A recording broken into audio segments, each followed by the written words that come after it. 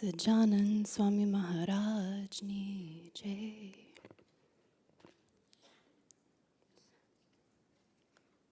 Too close. Okay.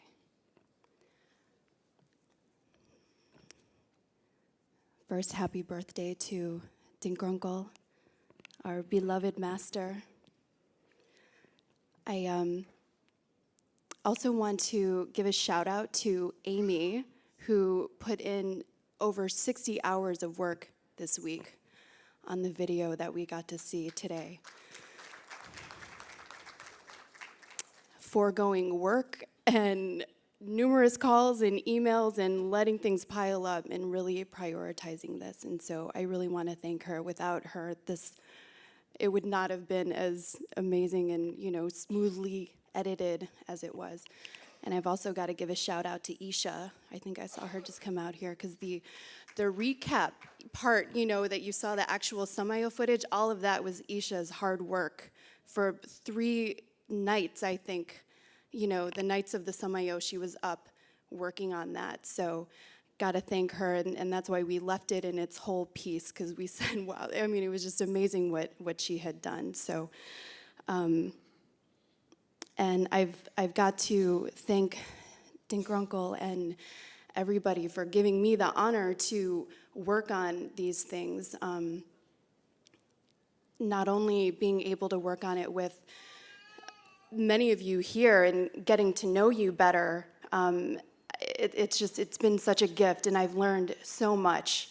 And I was thinking about that on someone's birthday we usually give them a gift, but he's given us this gift of seva, that in the seva that we do, we get to know each other better, and we get to build those bonds, and we get to learn so much from each other about the history and the samaj and everything. And so it's been a lot of fun, a lot of work, but a lot of fun too. And so I want to thank him and Bintubai and Amy and Angie and everybody who's allowed me to participate. Pankaj Uncle asked me about 30 minutes ago if I would speak. And so I was like, I don't know, I didn't prepare anything. And he's like, that's okay, just tell the story of how you came into satsang and what really made you attach yourself to Dinkar. And I was like, I can't, because I didn't wear my waterproof mascara. And because, it's so personal, and, where's my sister Viva Ben? It's emotional, right? And so I'll share a quick, hey, Patrick. I'll share a quick, maybe summary of that, and I'll pray that I can get through that without crying. But I think, many of you have heard the story, and maybe a lot haven't, but, I grew up Christian. And we weren't even just like holiday Christians, some just go on the holidays or, special occasions, but we were like 5 days a week, very much involved in our religious community. And maybe around 11 or 12, one thing led to another, and we were no longer with that group. And so, I was kind of left to my own devices, and maybe, looking back, that was a blessing, because suddenly, all these other philosophical paths that had been closed off to me were just, suddenly the floodgates flew open, and it was a little overwhelming because, there's so many out there, right? There's, even in Christianity, even in Hinduism, there's so many different branches and belief systems. And so, I was about 17, and I was just feeling so lost. I didn't know what to believe anymore, or whether I even believed in God in the first place. And so I, very emotionally one night and rather audaciously,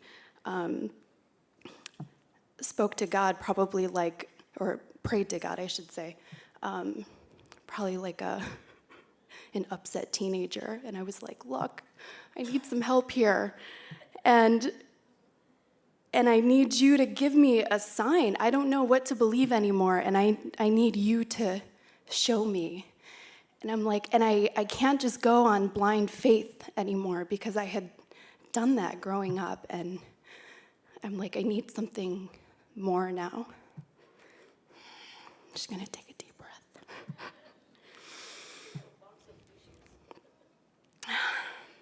You know, because I'm gonna get through this without crying, so. And so I prayed for that, and I was like, look, just, you know, give me a sign, anything, and it can be just between you and me. Nobody else has to see it, but I just need something that will blow my mind, something that, you know, I can't just chalk up to coincidence. And I asked for that. And then, you know, nothing happened right away. And fast forward now, maybe, you know, 6 or 7 years, and I was in college, and I was studying, you know, journalism and film. And I had the opportunity to interview a neuroscientist whose specialty was neurotheology.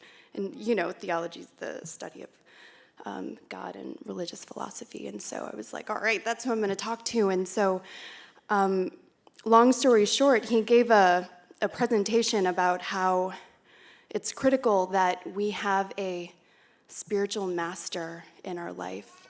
And he said that elevating ourselves spiritually can be one of the hardest things. And he said, and for that you need a spiritual master. He himself had one, also of Hindu faith.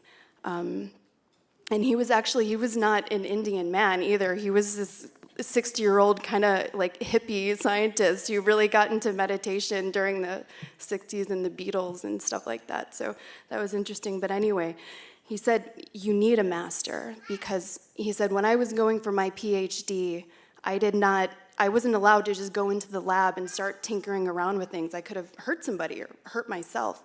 And he said, similarly, when we're on this spiritual path, we need somebody who's mastered it, and somebody who can show us how to properly use those instruments, those techniques to elevate ourselves.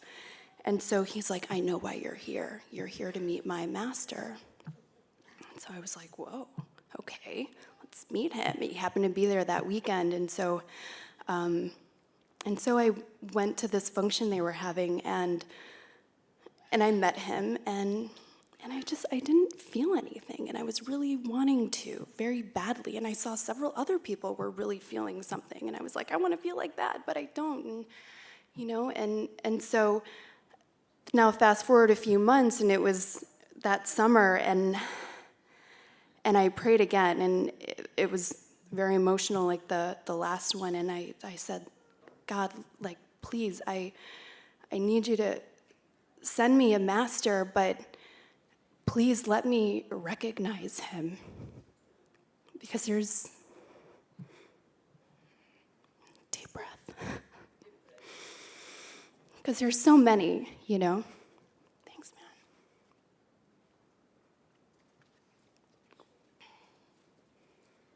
Okay, now I'm afraid I'm gonna knock this over.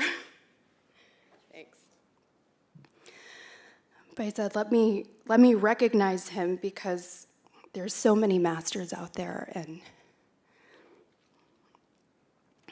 and so I'll never forget the day I met Bhavna Gandhi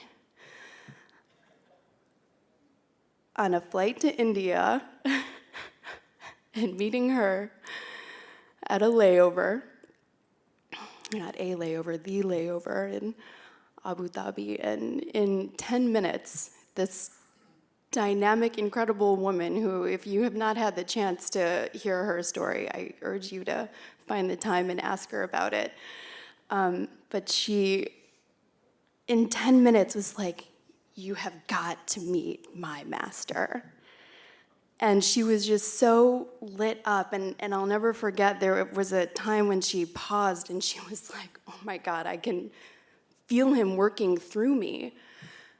And I didn't fully understand the context of everything, but I can never thank her enough for introducing me into this, for bringing me into this, and for nurturing me through this journey.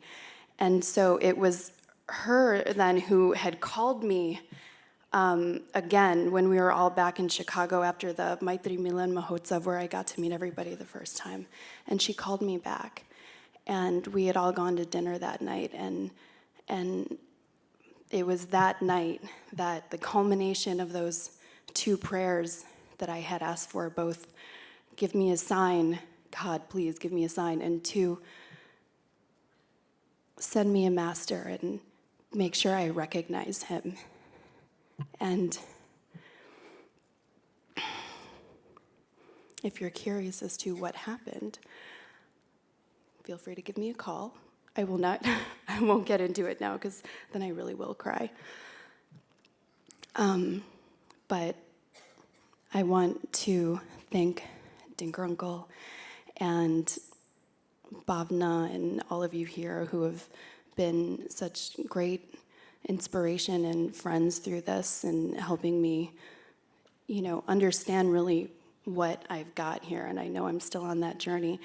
And the reason I wanted to share those two prayers with you is really just to tell you that in my experience, if you ask for something, like from the bottom of your heart, even if it seems out of this world, because I knew that first prayer that I made, like, God, I need a sign. I was like, there's no way. How could that happen? And I honestly didn't even believe that it would. But the fact is that it did.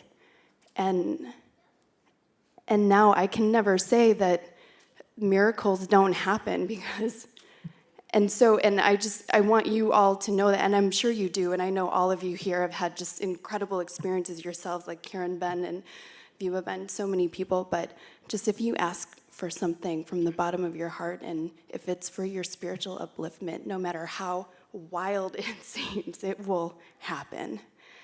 And so I want to thank Dinkar Uncle for accepting me into his family, and all of you for accepting me into your family. And looking forward to the future now. I know we've got this great, amazing opportunity in Delhi and these other places where we'll be having these celebrations. And I'm really looking forward to working with a lot more of you on some cool projects, and I want to pray that Dinkar Uncle gives us the strength to do. I think Vashi Uncle said 30 years of work in 3 years. So with your blessings, we can achieve that. Sajanand Swami Maharaj Ni Jai.